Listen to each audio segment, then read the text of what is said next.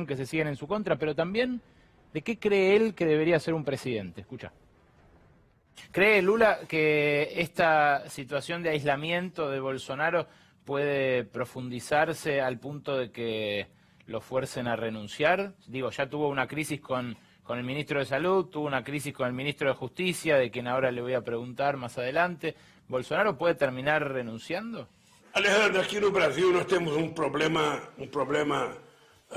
muito estranho. Nós temos os governadores de estados, são 27 governadores, que estão tratando a pandemia com mais seriedade, com mais responsabilidade.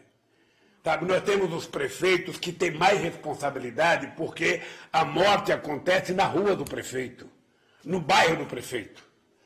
Então, nós temos os governadores e os prefeitos fazendo pressão ao governo federal para que o governo federal libere dinheiro, libere recursos, libere financiamento para comprar respiradores, para comprar de qualquer parte do mundo os insumos necessários para salvar vida.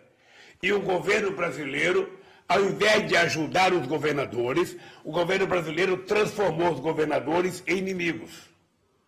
Da mesma forma que o Bolsonaro transformou o Mercosul em inimigos, a Unasul em inimigos, a CELAC em inimigos, ou seja, o Bolsonaro, ele na verdade transformou os governadores.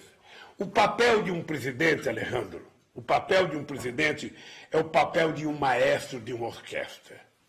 Ele não é obrigado a saber tocar todos os instrumentos da orquestra, mas ele é obrigado a entender de música. Ele é obrigado a entender da harmonia. Ora, então ele precisa conversar com todos os instrumentos. Vamos supor que o Brasil é uma orquestra.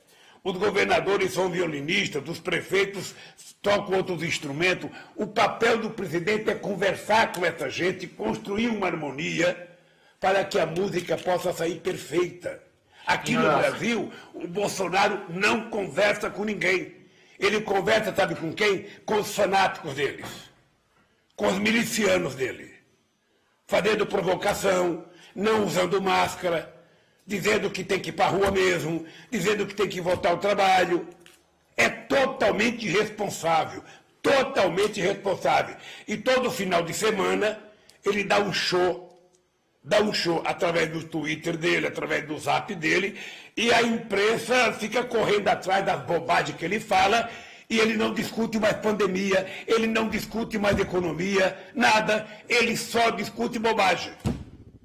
Ahora, en ese contexto, ¿no se profundiza su debilitamiento? Porque también se enfrenta con la prensa, también perdió estos dos ministros importantes. Ele não respeita nada no que diz respeito ao bom senso e à democracia. Ele ofende a imprensa, ele ofende negros, ele ofende índio, ele ofende a ONU, ele ofende a Organização Mundial da Saúde, ele ofende a Argentina, ele ofende a Venezuela, ele ofende a Bolívia, e ele ofende as mulheres, e ele ofende qualquer um que se oponha a ele. É impressionante. Eu tenho 74 anos, Alejandro. Tenho 50 anos de vida política. Eu já vivi muito aqui nesse país, eu já perdi 3 eleições presidenciais. Já ganhamos 4. Eu nunca vi o Brasil ser governado por alguém da incompetência do Bolsonaro. Nunca vi. Nunca vi alguém tão grosso, tão ignorante. Sabe, não respeita nada.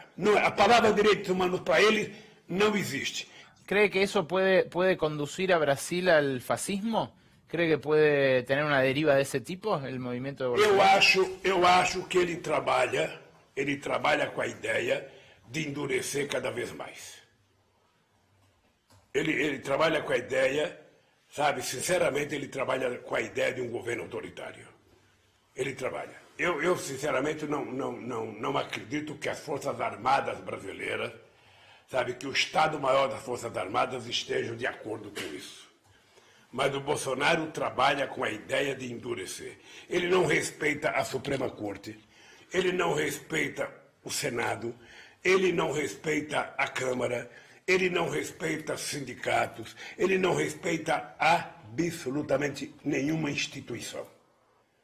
A única instituição que ele respeita são os milicianos que ele criou y os 3 filhos dele.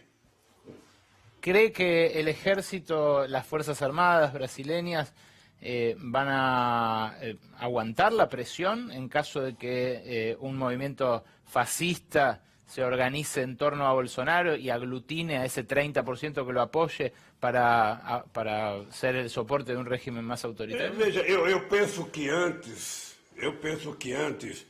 sabe, de qualquer ideia fascista ganhar força nesse país, a democracia vai recuperar o governo no Brasil.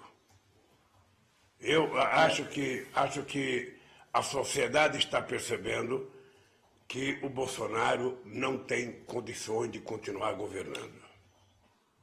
É preciso saber se o presidente da Câmara vai acatar algum pedido de impeachment que tem. Já tem muitos pedidos de impeachment na Câmara dos Deputados.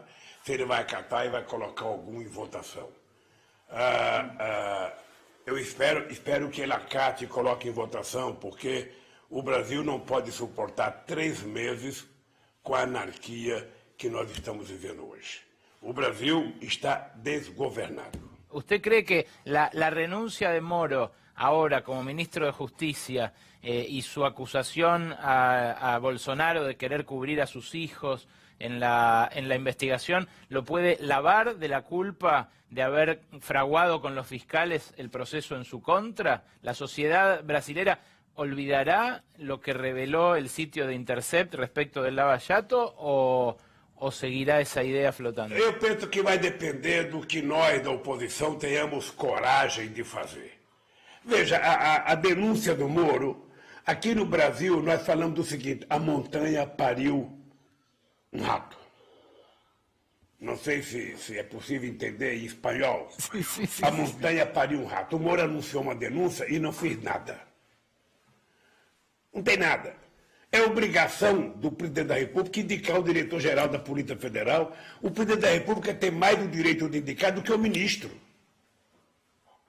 Você percebe? Eu mesmo indiquei. Agora, você indica de forma republicana. No nosso governo, Alejandro, o próprio Sérgio Moro, para se defender do Bolsonaro, ele diz: o PT deu mais autonomia à Polícia Federal. O PT deu mais autonomia ao Ministério Público. O PT deu mais autonomia à fiscalização inteira nesse país. Sabe? E o Moro alardeou uma denúncia e na hora que foi prestar 8 horas de depoimento não disse nada. Até agora não apareceu nada que possa dizer que tem gravidade nenhuma. Agora, contra o Moro também tem muitas denúncias que a imprensa não dá. Porque o Moro, antes de começar a Operação Lava Jato, o Moro teve em todos os canais de televisão, o Moro teve em todas as revistas brasileiras, em todos os jornais, dizendo que a imprensa precisava dar apoio a ele. Então todas as pessoas eram condenadas pela imprensa antes do julgamento. Não sei se você acompanhou no Brasil, acompanhou na Argentina, a semana passada o Tribunal Regional do Rio Grande do Sul me condenou num outro processo. Eu estou desafiando há 4 anos que um juiz, um ministro, a Polícia Federal prove alguma acusação contra mim. Apenas uma. Eu não quero 2, eu quero uma só. E eles nunca têm uma prova. Acontece que eu também, Alejandro, pela minha experiência política, eu tenho, sabe, no meu íntimo, eu acho que eles não têm como assumir a responsabilidade, sabe, pelos erros que cometeram na minha prisão e no meu processo. Porque eles tinham o objetivo, era não permitir que eu voltasse a ser candidato a presidente em 2018. Conseguiram. E eles agora sabem que se eu for candidato outra vez em 2022, eles sabem que eu vou ganhar as eleições. E eles não querem. E você vai ser? Não, eu não tenho. Eu vou estar com 77 anos, Alejandro. Eu vou estar com 77 anos, eu já fui presidente, já deixei o governo com 87% de bom e ótimo, ou seja, não tem por que voltar a ser presidente, a não ser que tenha uma necessidade urgente, sabe, das forças políticas brasileiras.